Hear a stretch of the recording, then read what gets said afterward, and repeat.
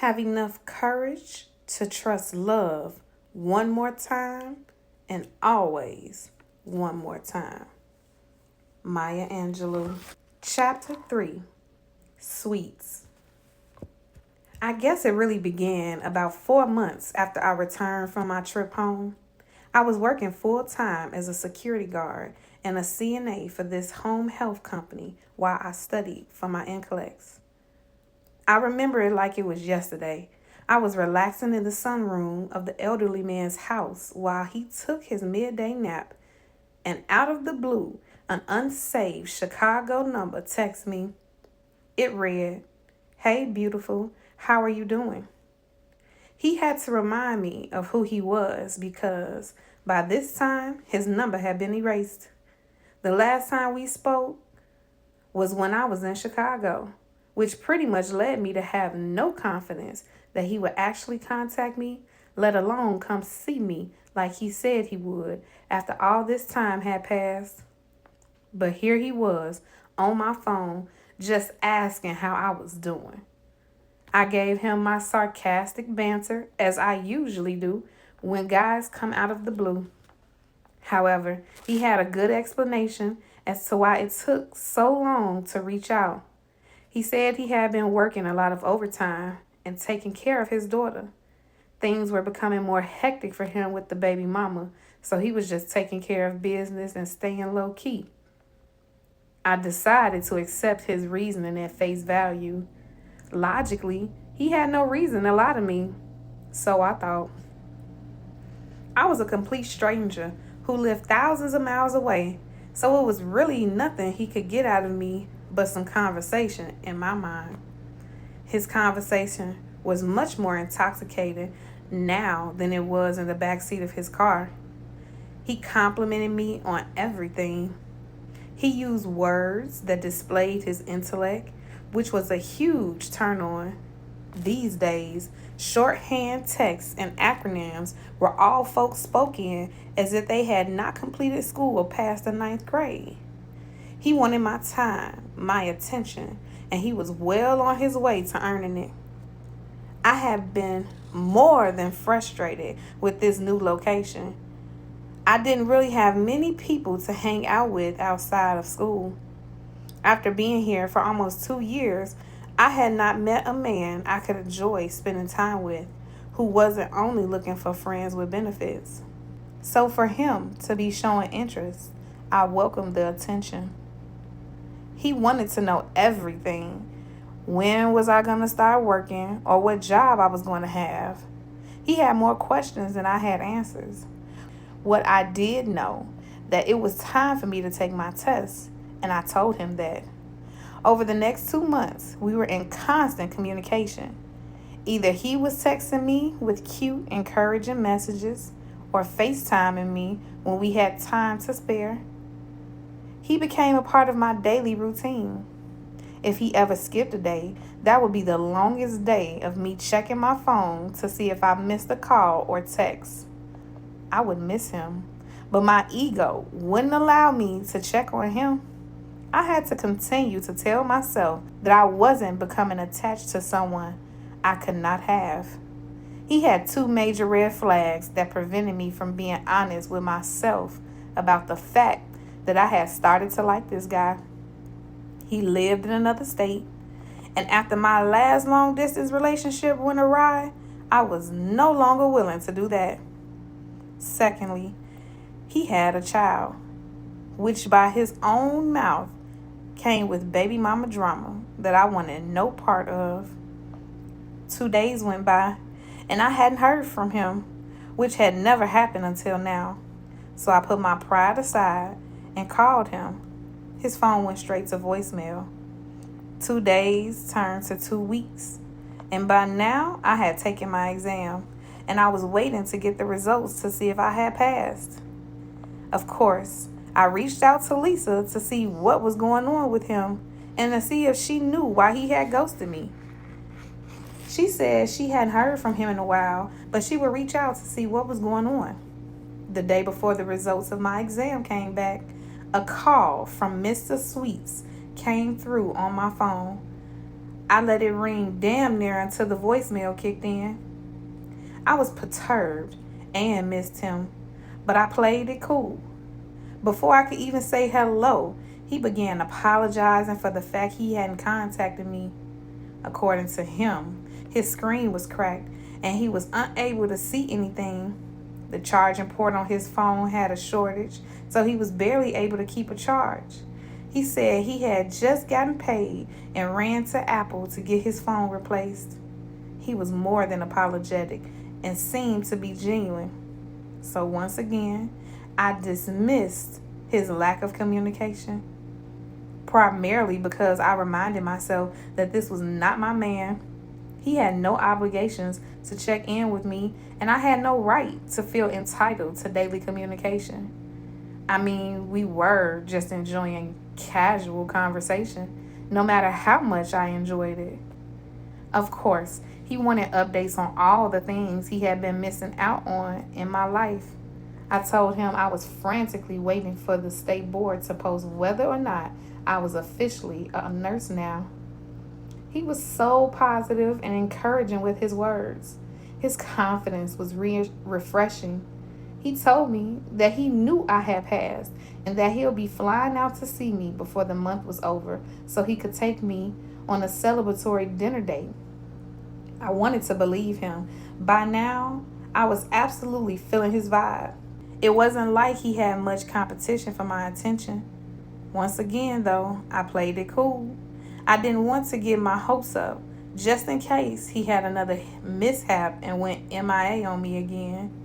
I was still living with my mom and stepdad at the time, and I sat on their bed, and the morning sun came through the window. I listened to this man talk sweet nothings for at least the first 2 hours of his shift. My cheeks were hurting from smiling so hard. My heart was racing with excitement and infatuation from the feeling I got every time we talked. He seemed to be someone that I had been waiting on for a long time. Someone who was consistent despite the 2 minor occurrences. Someone who showed effort. A man who went out of their way to show my importance to him instead of the other way around. I have been caught up so many times before where I tried hard to prove my love to men because they were broken and shattered and had all these mommy issues and trust issues when all I wanted to do was show them how loyal I was, how supportive I could be, and how loving and understanding that I was. Somehow, it seemed to never matter. And here he was, somebody who didn't really know me from a can of paint. The same man my best friend of 15 years vouched for, saying all the right things, even when he knew he messed up. He didn't try to deflect or ignore his fuck-ups. This was a completely new version of a man that I wasn't used to, but I was definitely getting comfortable with the feeling he provided. He was a good, hard-working, responsible guy who took care of his daughter, even though the baby mama is crazy. And that's just really tugging on my heartstrings. I didn't know how crazy my mom was towards my dad, but it didn't seem like he did too much fighting to be in my life once they separated. I'm pretty sure my father's inconsistency in showing his face had a lot to do with the fact that I looked for a mate that would make me feel differently than my father did growing up. I was starting not to care that he had a child. From my vantage point, hell, he was better than the dad I had. He talked about her constantly. He sacrificed his time for her on a regular basis.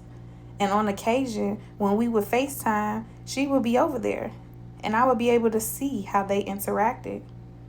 Yes, I initially envisioned starting a family with someone special, and ideally, our first child would be a shared experience. However, as I considered the prospect of dating him, I had to come to terms with the reality that my original life plan might need an adjustment. At 28, going on 29 years old, it had been challenging to find a partner without previous parental responsibilities. Given that he had only one child, I chose to overlook that aspect as he expressed his desire to see me, reminisced about our connection, and eagerly planned enjoyable moments together. I appreciated his refreshing presence. Despite the positive aspects, the distance factor with him residing out of state prompted me to maintain a certain emotional distance and simply cherish the time we spent together. We decided to set a date. He would be flying in next weekend. I gave him an address close by where the airport is so he could find a hotel. I anticipated his visit. I never had a guy fly to come see me, even though he was flying for free. The effort is what I was impressed by. The day had finally come, and I was excited. I told my mom a friend was coming to town to take me to dinner. I was excited to be able to brag about a guy in my life for a change because she seems to have an opinion about every guy that I date, and no one ever fully meets her standards. So just saying that he was flying into town just for me made an impression on her too. She lent me her car for the evening so I wouldn't have to depend on him for transportation, especially since this was our first real time hanging out alone. Better to be safe than sorry. He took a cab from the airport to the hotel, and I met him at the hotel. Dinner was scheduled, followed by an evening on the town, most likely to a nightclub for dancing and enjoying a few drinks. Then I would see him off the next day. When I got to his hotel, he was still getting dressed.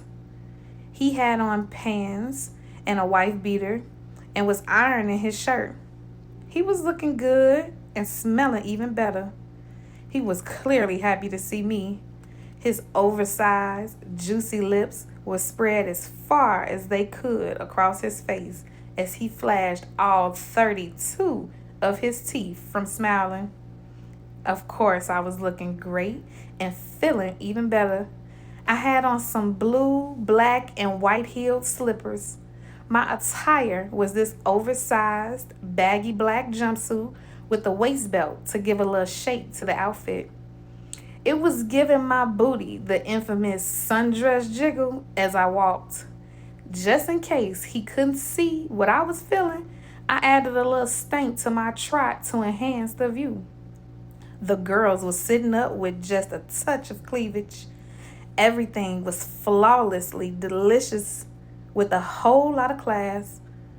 I was absolutely feeling myself.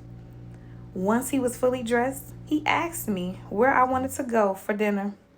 Little did he know, the hotel he was staying in was less than 5 minutes from one of my favorite restaurants. "Let's go to Papa Do's," I said, "since it's less than 5 minutes away." I didn't know how much the airline was paying him, but since he was flying to town for free, I figured he should have enough money to spend at least $100 or $150 on a nice dinner. It was a habit to sell myself short with guys because I constantly thought that maybe I was asking too much or thinking of what they could afford.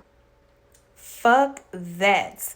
It's not gonna kill him, and if it is, he definitely couldn't afford to date me. So we went to Papa Do's. We get to the restaurant. The waiter seats us. It was approximately 6:30. The sun was setting. Yet this man was sitting across from me with sunglasses on at the table. I was starting to feel embarrassed.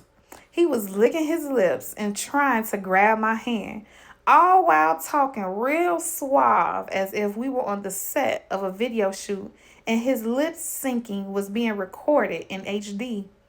The waiter brought us some bread and water and asked if we were ready to order. I'm pretty sure it took him so long to order because he was trying to read the menu through some fucking Ray-Bans. Meanwhile, I'm sitting across from him with the etiquette and attitude of a 40-year-old woman while looking like I'm 20 with the body of a 30-year-old video vixen. And this clown in sunglasses and smelling like the finest bag of dope is seated at the table across from me. I mean, he was literally embodying the persona of Two Chains. That's who everyone says he looks like. And I think he was convinced this is how Two Chains would act at dinner. He then proceeds to order surf and turf. Why would someone go to a seafood restaurant and order a steak? But that's not my business to understand. It is a nice upscale restaurant. They have pretty good quality food, so I'm sure they're going to do well with his steak. The conversation was limited as we waited on our food, probably because I had all these thoughts running through my mind. I wasn't really in the mood to ask him any questions, so I basically sat there answering his questions. His filet mignon and shrimp arrived, and it became apparent he probably had never had it before because he didn't realize how thick it was going to be as he made sarcastic complaints with every bite. See, that's what he gets for attempting to be impressive rather than simply being himself. I was internally laughing. Mind you, I was thoroughly enjoying my red snapper. The dish was perfectly cooked, and the lemon caper sauce was delivering precisely what it was meant to. I had a few shots of the white Hennessy he bought with him, so my dirty had me on the level I needed to be on to deal with his fuckery. He took his glasses off to examine the bill, then paid it. He pulled out my seat and we headed back to the hotel. We didn't go to a loud club. I'm pretty sure he wanted to see this sexy little body in a bathing suit. While I was changing, I could hear him on the phone with his friends, inflating how much fun he was having out of state with my pretty ass. This was boosting my ego for sure. As he walked behind me on our way to the pool, he was on FaceTime with one of his homeboys, and he politely shared his view. The pool water was warm and nobody was there. We had the entire pool to ourselves. Oh, baby, we tried not to cut a fool. The vibe had changed, and I was actually starting to enjoy his presence. My hair was pent up just enough so it didn't touch the water. Sweet's undivided attention was on me as we approached each other so closely that I considered the possibility of a kiss. The flirting was now mutual as he continuously complimented me on my appearance, energy, and now my swimsuit. Not even 2 minutes after telling me how much he liked my one-piece black and white bathing suit, I guess the universe decided it was time for a Janet Jackson Super Bowl moment. As I walked closer towards the deep end, the strap holding my 38 double D's came loose. I immediately dipped down in the water so all of my breasts were on display. The surprise was all over my face. In true gentlemanly form, he acted as if nothing had happened and offered to tie the strings for me. I'm sure he appreciated the short preview of the boobs. We both had a good laugh about it. Little did I know my top would come undone 2 more times. That was my indication that maybe we shouldn't be in the pool because my top doesn't seem to want to stay up. We shared a couple of kisses before we got out. His jumbo lips were well moisturized and his breath didn't have an odor. He was actually a really good and passionate kisser. We went upstairs and we took some more shots of the white Hennessy that he bought specially for me. The taste was pretty decent, seeing as how I prefer Remy Martin. I was definitely feeling the buzz, and so was he. It was late, and all he kept doing was trying to touch on me. I didn't want him to get any ideas, seeing as how we were in his hotel room. He could easily think that something was going to go down if I stayed too long. So I got dressed and told him I would see him tomorrow. After some meaningless conversation and some cuddling that got a little too uncomfortable, he fell asleep or passed out from being intoxicated, and I crept out and headed back home. The next morning, I came to pick him up, and he apologized for making me feel uncomfortable after having such a good time. At this point, the antics at the restaurant, getting overly touchy-feely in the hotel room, and passing out drunk, he was nowhere near on my good side anymore. It felt like all the talk over the phone, the texting, and all of the effort it took to come see me was merely a front to get what he wanted. I was no longer interested in him whatsoever. If he wanted a fuck buddy or some exotic experience with an out-of-state girl, I would have preferred for him to say that up front. Instead, he spent months communicating with me as if he was interested in me as a person, and I actually started to like him. I felt foolish. As soon as he exited my mom's car at the airport, I blocked him and went on about my life. I couldn't wait to tell my main bitch Lisa what happened with her potential setup. Now, if I was smart, I would have realized that old saying my mama once told me when I began dating. The way it begins is the way it's going to end. When I say it started with drama, I should have known it wouldn't end well.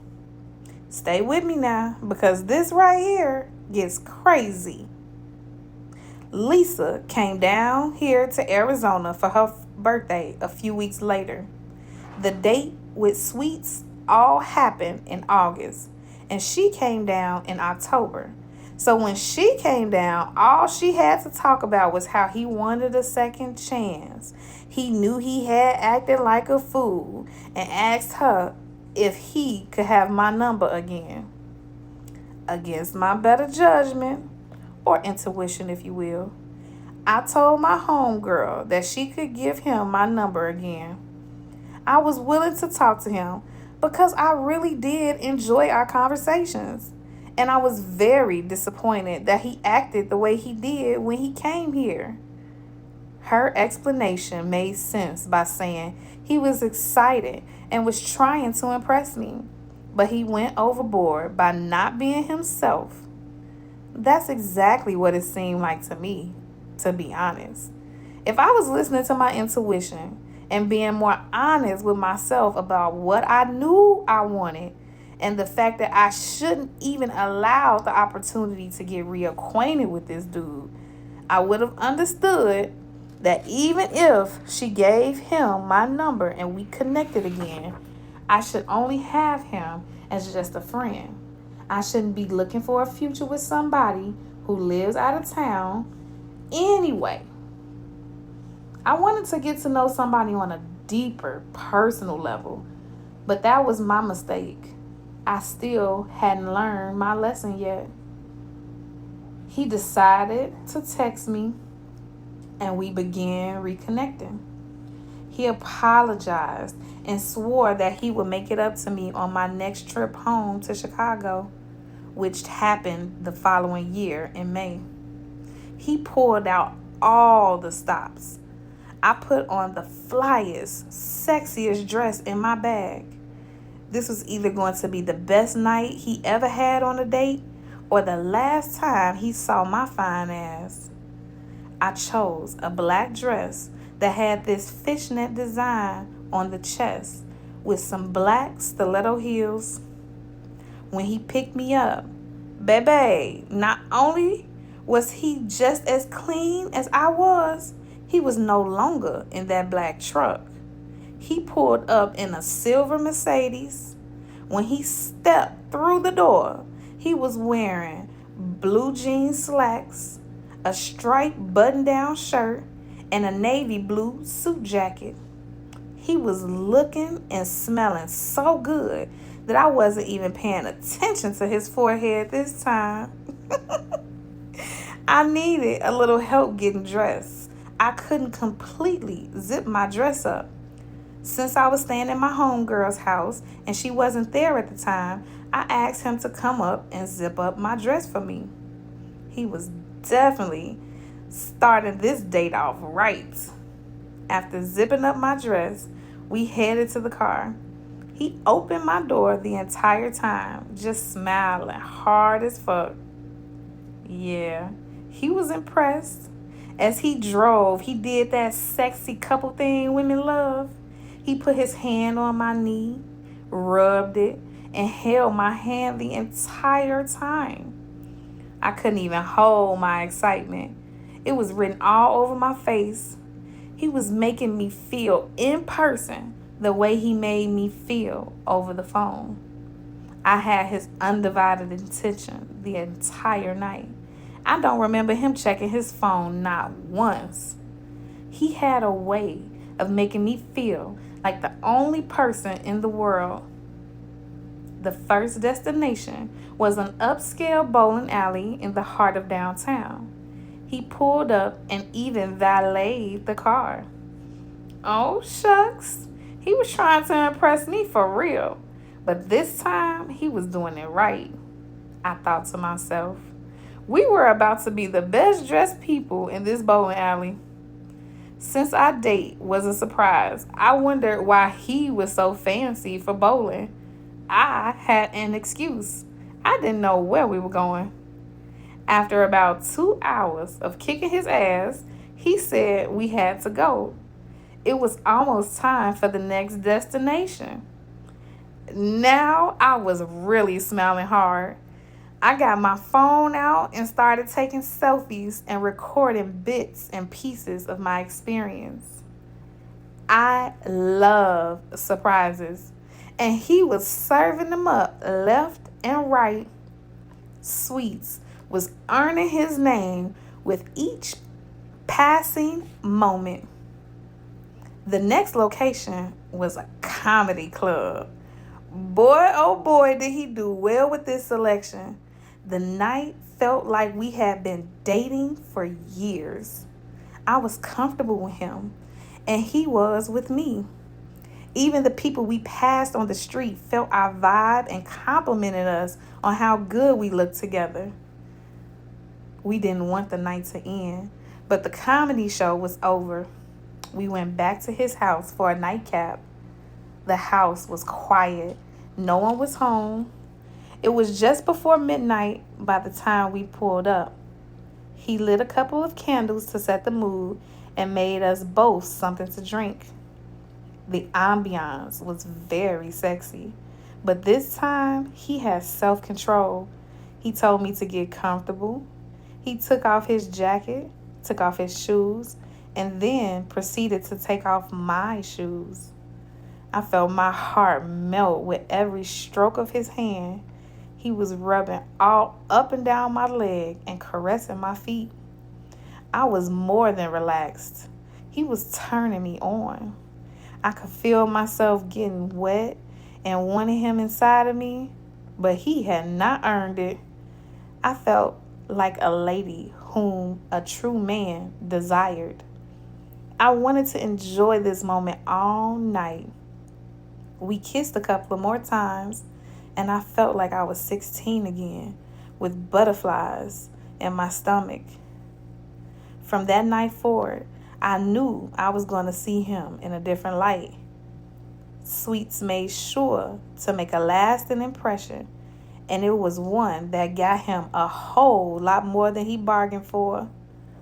Neither of us wanted to leave each other, so we cuddled for a few more hours, and then he took me home. We continued to communicate like crazy. He was damn near my man in my head. I look forward to his conversation every day, but not so much so that I was willing to entertain the possibility of making this a serious relationship. However, I was definitely willing to entertain him until something else came along. His second trip to AZ came pretty quickly after I returned home. By now, I was in my new home, and when he came, I made sure to make his ass sleep on the couch. In my opinion, even if I decided to give him a taste, after his track history, he had to prove himself a little more before the pennies came off. I had every right to feel like it was okay for him to sleep on the couch the first night. Since he was only in town for 2 days, I knew exactly where I was going to take him. On his first trip here, we never actually made it to the club, and I knew just a spot not too far from my house. What he wore was perfect attire, and I slipped into this blue jean dress and blue jean wedges, and we headed to barbecues. It was Thirsty Thursdays, so the club was packed and the drinks were strong and cheap. The music was on point, and it didn't take long for us to get on the dance floor. We were about 3 songs in, moving like we were on the set of Love Jones. People were walking by, giving us compliments. We were flowing and moving with each other's rhythm, like the black merengue or some shit. We were the complete black version of Save the Last Dance. If I thought that man was going to sleep on the couch again after the connection we just built on the dance floor, I was absolutely wrong. I wasn't against him laying next to me on his last night in town, but baby, that man's third leg was damn near touching my kneecaps as we spooned. We couldn't stop rubbing and touching each other to the point when he gave me 3 small kisses on the back of my neck. I couldn't help but to let out a soft moan.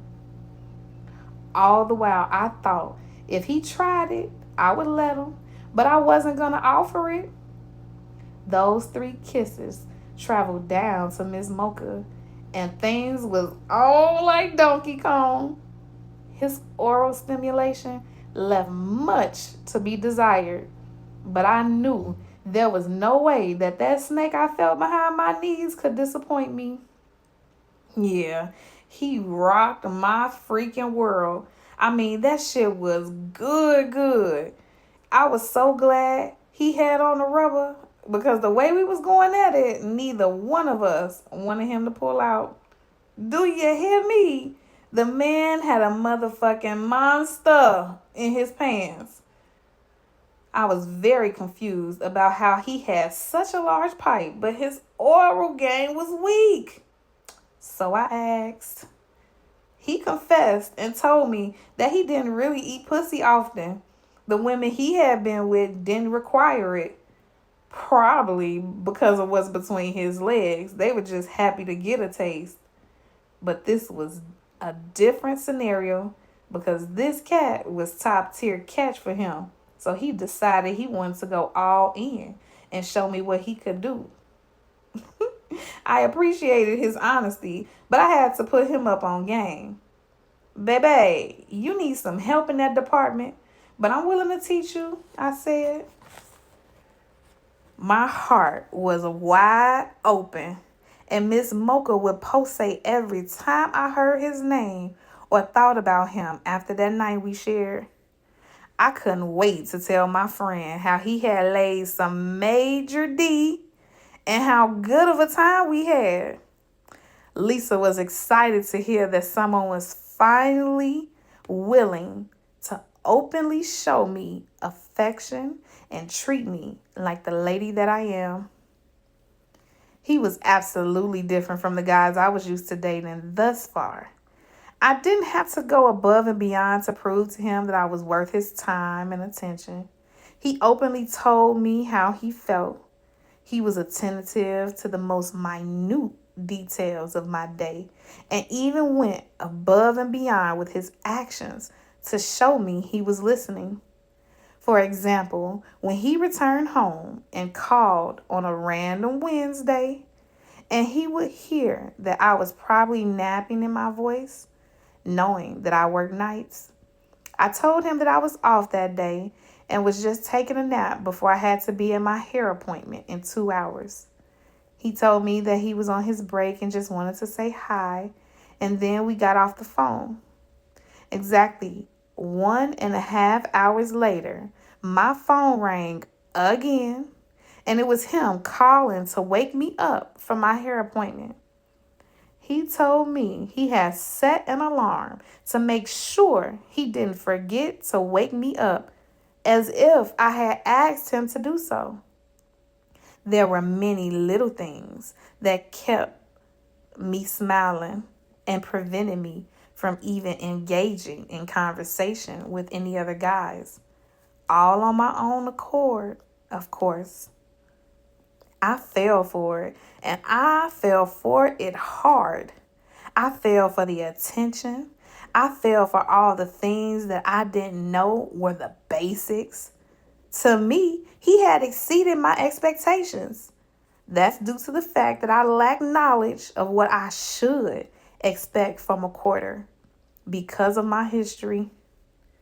A few months had passed before he asked about being together and what I thought about him moving in. I was apprehensive and curious as to why he was willing to leave his child in another state. That was the first red flag. Why was he so willing to move in with me? I could be crazy. He had an answer to every question. He explained that as much as he currently works, he mainly sees his daughter on the weekends. He would apply for a transfer from his job and fly home twice a month to see her. Okay, that made sense. But something felt strange about making this an actual relationship, even with the butterflies he gave me on a daily basis. My intuition was trying to warn me. However, my ego was telling me to give him a chance. I was subconsciously convinced that this was the best it was going to get. If I'm being honest, I was in a rush to be in love. I was tired of getting my heart broken. With each day, sweets seemed to mend the pieces left by previous suitors. My birthday was around the corner, and he decided that he was going to come to see me right before Halloween. When he arrived, we sat down and made our relationship official, and he decided he was going to start looking for jobs. At this point, I'm now planning a future with this man. I'm thinking that we're about to make this long distance relationship work for no more than 6 months because that was my stipulation. It seemed like it was all happening too soon, but it was flowing, and any little bumps along the way, we fixed them. I was still hopeful. At this point, my heart was wide open. After his trip for Halloween, he stayed. Now that we were pretty much living together, I wasn't giving him up. Every single day, we wake up to each other. He makes my lunch before work and packs it for me. He even told me he loved me. I couldn't lie. I felt as if I loved him too. I loved the way he made me feel, for sure. I love the consistency that he showed. It helped me to be the softer, naughtier version of myself. That feeling had me sucking dick in the kitchen for no reason, just because he's looking good sitting on the couch. For me, a Scorpio, I was in heaven. He was checking all of my love language boxes. A month had passed, and he was now living off his savings, trying to find work here. He was on the waiting list for the airline, but that line was long. Even with all the good that he does, I started to notice some things, like the fact that his conversations with his daughter always seemed to be in private. I understood it was going to be a bit of a transition with him informing his daughter he was moving out of town. But why did he need to always be secluded to talk to her? It made me feel as though he didn't want me to hear his conversation. I decided not to trip about it because the relationship was still fresh, and maybe he was not ready to do that, or maybe he didn't know how. I thought I was giving him the benefit of the doubt, but in actuality, it was at this moment that I began to make excuses for the things that weren't sitting right with me intuitively. I also began noticing his social media habits. He had been down here playing house, making me feel special, but he wasn't sharing his happiness with the world. We followed each other on different apps, and all I saw were mountain views and desert scenery. Why wasn't he flaunting the little fine ass woman he was telling all his friends about? I hadn't seen one post from him yet of us doing things together. It was weird, you know. I thought we were moving in the direction of us being together long term. Simple things like showing how happy he was living in AZ in a new place with his new boo. For me, things like this were becoming second nature. The main reason he was in my home playing house so quickly after we decided to officiate our relationship was due to him being suspended from work pending an investigation. On his last trip to see me, he forgot that his pistol was in his backpack while entering the airport for work. Of course, he lost his flight privileges and was placed on suspension without pay. With this time off of work, we decided to see the direction of where things were going and if he could actually find another job here in case they decided to let him go permanently. This is how we got into this shacking up scenario. December was approaching, and so was his court date. And I had to wrap my head around the fact that this may or may not go the way we wanted. If he was convicted of intentionally bringing a firearm onto the premises, it was possible he would be placed on probation, best case. This would definitely cause us to date long distance for more than 6 months. Mentally and emotionally, I was fully invested in making this work.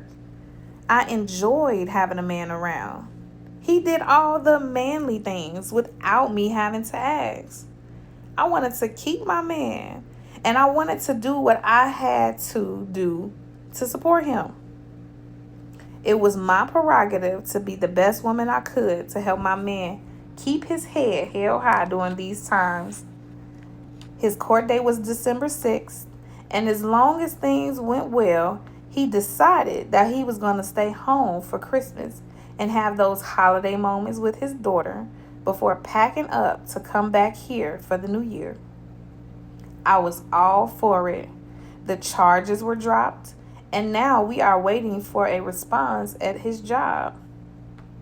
2 weeks had passed, which seemed like 2 months. We continued to live life as we planned until I received an unexpected call which shattered my entire understanding of what we were really doing. I was getting dressed for work when an unknown number came across my screen for a FaceTime. I immediately answered because it had been a whole day since I had heard from Sweets, and he was just about the only person who religiously FaceTimed me. I figured something had to have happened to his phone, and he was calling me to give me the new number. Boy, was I wrong. On the other end, there was a faceless voice. I could hear a woman talking, but she didn't show her face. So when I asked who she was, I didn't get a response. I put the phone down so she wasn't able to see my face. In the most sarcastic tone she could conjure up, she explained that she was Sweet's baby mama and that I hadn't heard from him because he was with her, and that is where he was going to stay. Before I could give her a piece of my mind, she hung up the phone. When I called back, of course, she didn't answer. Hissed was an understatement. The next number I dialed was Sweets. Again, it went straight to voicemail. The entire ride to work, my brain replayed the last 6 months. Had I been paying more attention to my instinct and my head wasn't in the clouds of love, I wouldn't be feeling so foolish right now. Was she the reason why he's not posting me on social media? Is she the reason why he wouldn't only talk to his child in a secretive manner? How did I not see this coming? Why did I believe he would give up the woman he has a child with for me? All of these questions were swarming around in my head. Before my shift was over, he called me. I didn't give him a response he was expecting. I was damn near mute. I allowed him to do all the talking. And what does he do? What any cheater would do. He lied to keep the baddest bitch on his team happy. He claimed, my baby mama is crazy and she's causing drama because I told her about you and about my plans to be with you. Now she's trying to break us up and will say whatever she needs to say to get to you. I was primed and ready to accept all the lies he concocted. It made logical sense to me. Not to mention, my best friend had already told me before introducing us 2 years ago that his baby mama was loco. I convinced myself for the moment that he wasn't fucking around on me. I just didn't want to believe that was true. But deep down in my gut, things weren't sitting right. So what did I do? I decided to fly home. I wanted to believe in my man. I know women can do some spiteful shit when they still have feelings for someone who has moved on.